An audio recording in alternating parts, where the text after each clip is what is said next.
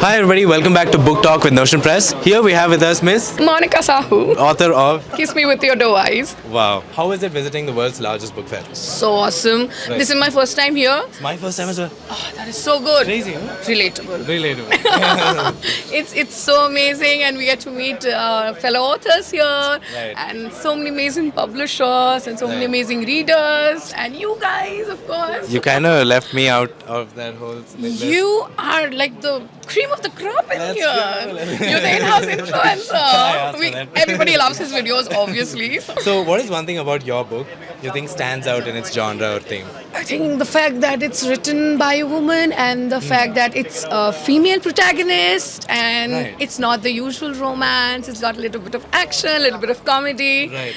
And I think the fact that audiences are actually supporting indie authors is amazing. So I hope you guys like my book. So, what is some of the most memorable feedback you've gotten from a reader?